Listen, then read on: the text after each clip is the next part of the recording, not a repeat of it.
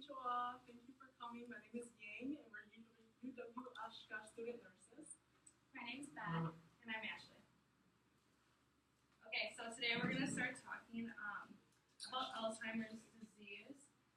So we're going to pass out a sheet of paper and some pencils for you guys to take some notes on.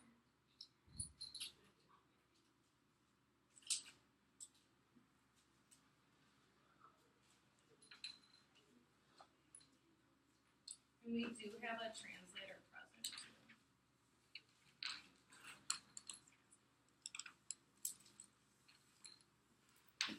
Okay, so before we start, can anyone tell us what you know about Alzheimer's disease? Michelle, no. Deterioration of the brain. Okay. Anything else? No? Okay. Well, Alzheimer's disease is a disease involving the brain, and it is a chronic, progressive, deteriorating disease, and it's the most common form of dementia. It is a fatal disease with death occurring on average to 4 to 8 years, but many patients now are living with the disease for 20 years due to symptom treatments. And Alzheimer's disease is associated with lower socioeconomic status, a lower education level, and poor access to health care. So women are more likely to develop the disease than men, mainly because women are known to outlive men. But the exact cause is unknown. But what we do know is that the brain is altered in structure and function. So there's plaques and tangles that form in the brain, which causes loss of connections between neurons, and the neurons ultimately die. So these plaques develop first in the hippocampus, which is the area of the brain that is involved with the memory and the cognitive function. And it eventually spreads to the rest of the brain, which affects the areas responsible for language and reasoning.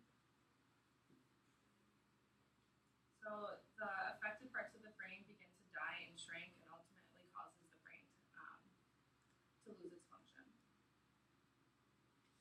So a couple of the risk factors include age is the number one risk factor, and people over the age of 60 have a higher chance of developing the disease. So as a person ages, they develop some plaque buildup in their brain tissue, which is normal, so everyone develops some plaque. But in Alzheimer's disease, the plaques and tangles just kind of developed in larger numbers, which causes a lot of dysfunction.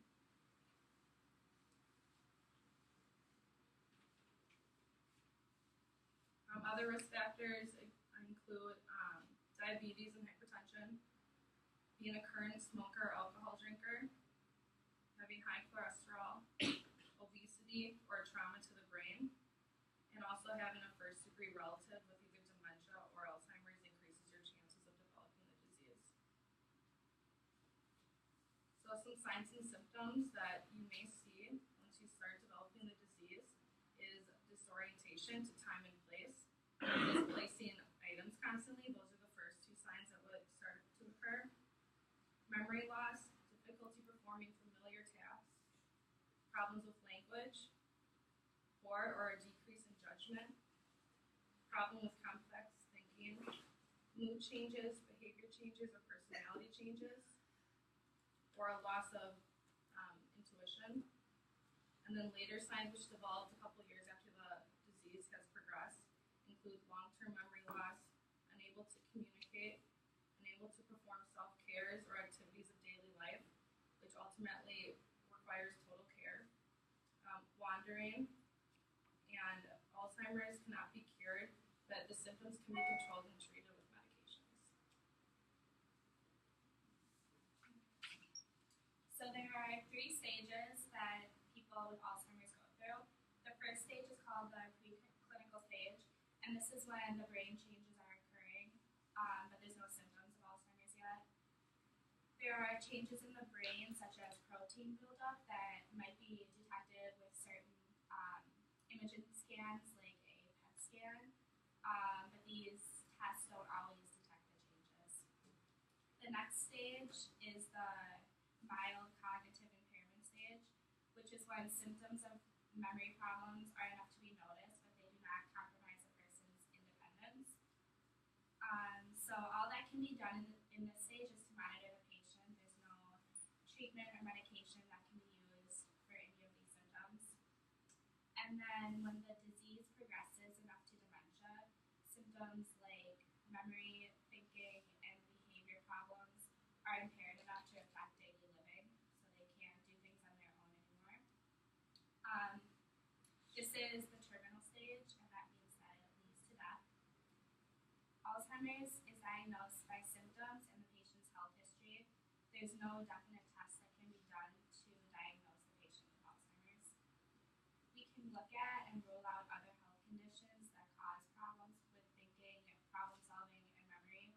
But in order to rule these out, we have to look at the patient's health history, do a physical exam, a neurological exam, and check the patient's mental status.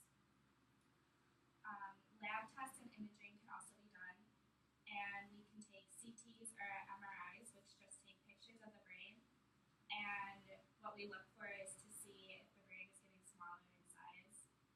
And this happens in the late stage of Alzheimer's, but it also happens with other diseases. So that's the reason we can't use this test to definitely say that a person has Alzheimer's. PET scans are used to show a more detailed picture of brain function, and they can be done to tell the difference between Alzheimer's and other forms of dementia. A definite diagnosis can be made after the patient dies. If we do an autopsy and look at their brain and we see enough of those plaques and tangles, we can say that they have Alzheimer's. There are exams that can be done, such as the mini mental exam, which is used to test somebody's mental status and see if they have any problems with memory. So it's a series of questions that can be asked, like what year is it? We give them some objects, ask if they can name them, and then we give them some simple instructions and see if they can follow those. The patient will also be screened for depression because that can cause problems in thinking. So it might not even be a Alzheimer's problem, it might just be depression, so we have to rule that out. So as I said, there's no cure for Alzheimer's. There is no treatment to stop or to greatly slow down the progression of the disease. Once too many of those plaques and tangles are formed, they harm the brain and it's too late to prevent the disease. The only thing that can be done with patients with Alzheimer's is to control behavioral problems and provide support for the family. There are medications that can be used to decrease the rate of brain problems, such as memory loss, but the medication cannot overall decrease the rate of progression. Medications that are used to prevent further loss of memory and thinking ability, to help with depression, and to stop behavior problems such as aggression and irritability. And medications can also be used to help the patient sleep. Lastly, family members need to support each other during this time because it can be hard to care for someone with Alzheimer's, especially if they have behavior problems and personality changes. So there are support groups in communities to help patients and family members cope with Alzheimer's. There are also some adult daycares that the Alzheimer's patients can go to during the day to give their caregivers a break. And then there's long-term care facilities that will take care of patients with Alzheimer's if their family can't take care of them anymore. Okay. Alzheimer's disease is a global crisis and it continues to rise in Japan. Why is that, we wonder? Well, it's because you have a tendency to be reluctant to seek health care and believe it's a natural process of aging, which it isn't.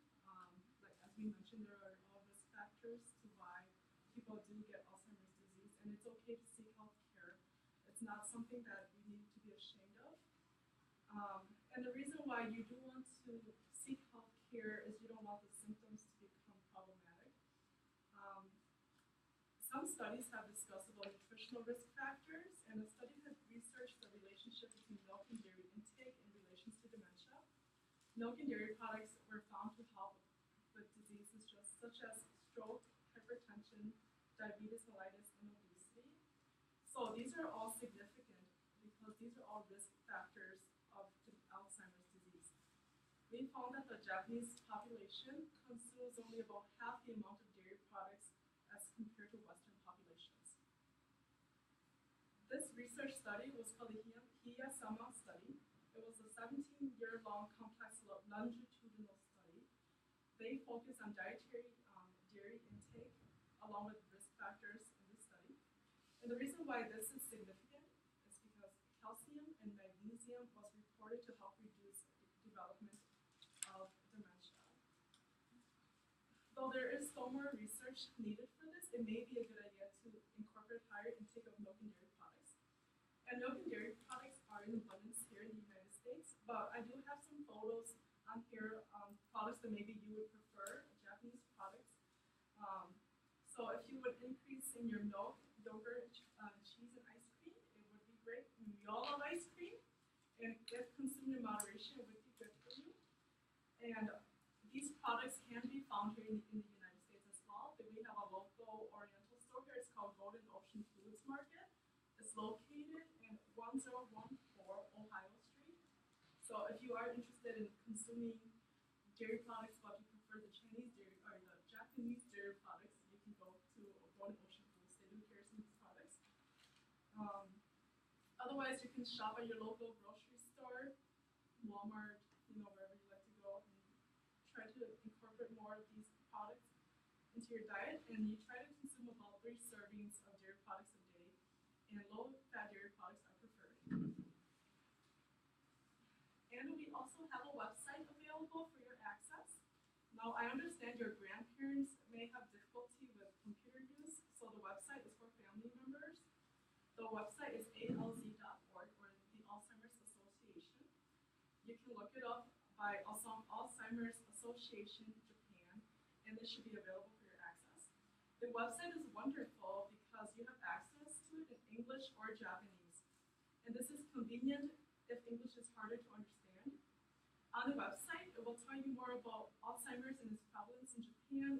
It lists more information about Alzheimer's and dementia, symptoms, risk factors, diagnosis, treatment, support, caregiving, and how the Alzheimer's Association can help you. The Alzheimer's Association is the world's leading health organization for Alzheimer's research, care, and support. So there will be research available for you, and when you sign up as a member, they will send you emails and e-news articles at your convenience. And once you sign up as a member, you have the option to read about the latest studies. And you can also find local support groups through this website, and you can learn how you can join the cause. You can find out more about it on the website that we have provided. And if you are interested, you can also donate to further support their research. So you should definitely take a look at the website at alz.org.